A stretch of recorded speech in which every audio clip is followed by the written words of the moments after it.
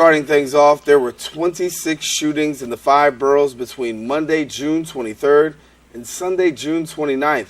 Police sources say compared to 37 during the same week in 2013. A number still too high, and this is why our next guest is co-organizing Seeking Solutions, an anti-violence summit, a call for action, and from the community as well as for elected officials. We'll now welcome to the show Clark Pena, and welcome to Open, and good to have you back. Always a pleasure to be here with you. Good. As we said, those numbers are pretty high, alarming, and for many people in New York City, quite unacceptable.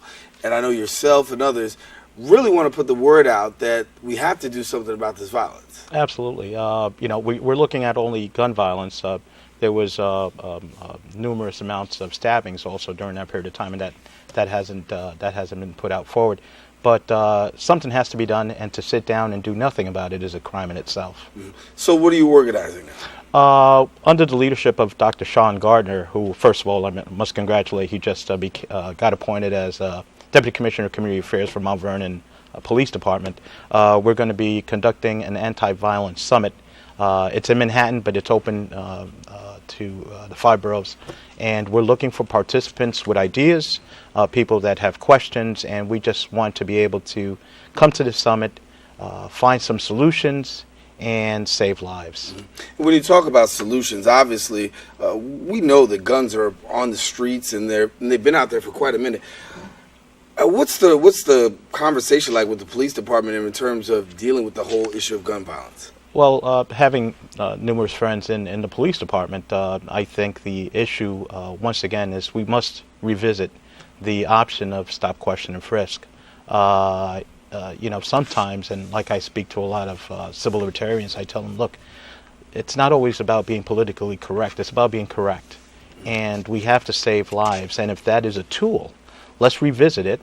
Let's tweak it in whatever way it can be done.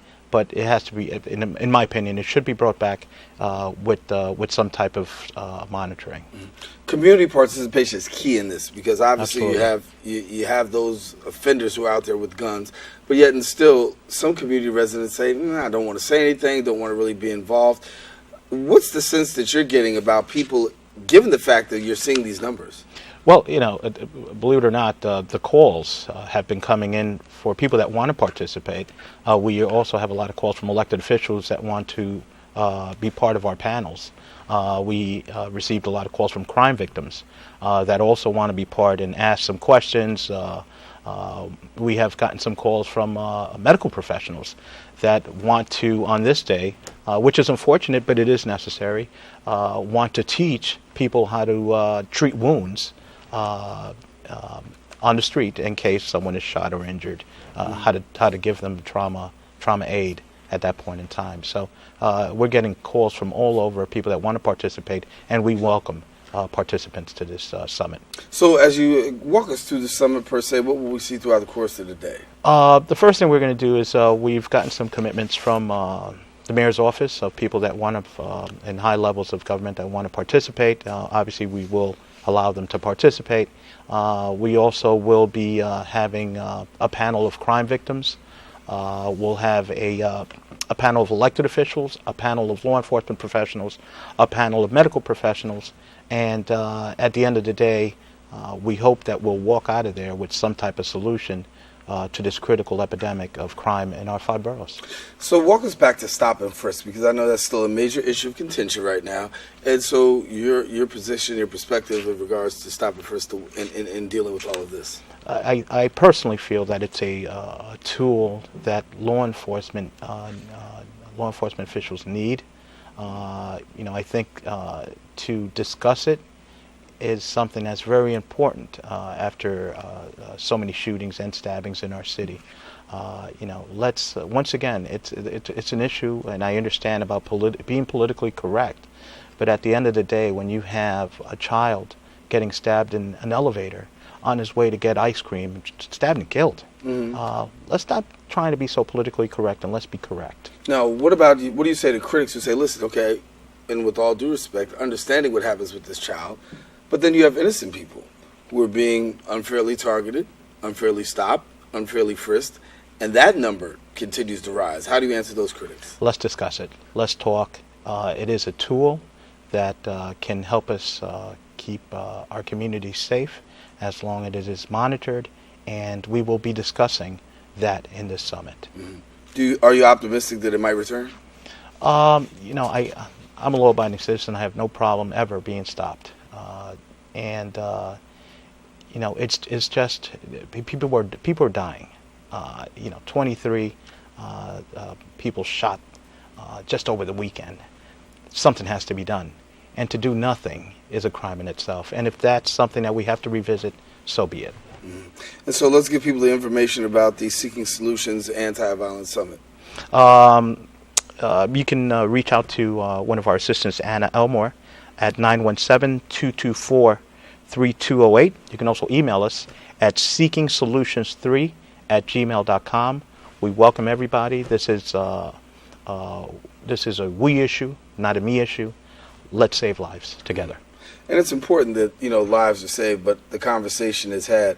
How amicable is the discussion between police and community? Because, there's a lot of tension there.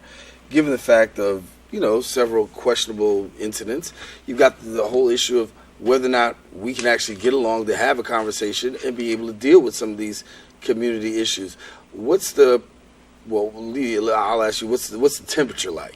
Well, we have to find a way to be able to discuss and come together to seek solutions. Once again, innocent people cannot continue to get shot and stabbed in our city.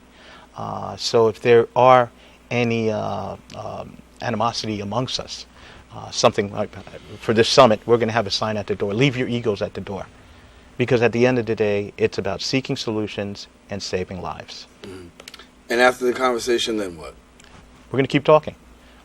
We just can't let this be a one-day affair.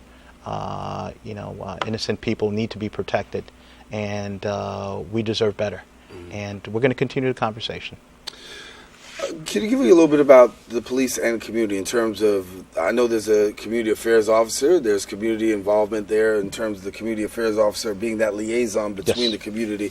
What else is being done in terms of bringing the community on board and making them a part of this widespread problem? Something I have seen that there's a different approach from Police Commissioner Bratton is that he's reaching out to the local clergy, bringing the clergy folks, business folks, community advocates together to find a common goal, and that goal is to keep people safe and save lives. I think that it's a good track to take. And we're going to refocus on that movement on this day at this summit. Given the fact that Commissioner Bratton was the initial commissioner under stop and frisk, now stop and frisk being removed, questions are looming as to the public trust factor. From what do you see, how's the public trust factor with Commissioner Bratton thus far? Well, it has been different. It has been different. His approach has been different. He is very community oriented. This time around. He will be partaking in this summit. He will have his top officials there, and I think that's a plus. There has to be a time and place to sit down and find common ground, and it's for the purpose of keeping people safe. So once again, the he's the organizer, Clark Pena, the Seeking Solutions for the Anti-Violence Summit. Now, if you want more information, you can contact Anna Elmore, and her number is? 917-224-3208. All righty, and so we want you to come on out to the Eastward Baptist Church, 2011 First Avenue. That's 103rd, 104th Street, where this conversation is going to be had, and certainly we invite you to be a part of it. And hopefully we can make some progress on this situation, because certainly with the amount of shootings that are taking place across New York City, a lot of people have a lot of questions. Clark, thanks a lot. Well, thank you for having me. All righty, we're going to take a quick break, but when we return, find out how Bronx Work Farmers Market that is going to open up soon is going to be right in your neighborhood, and how you can take part. We want you to stay tuned. Coming right back right after this.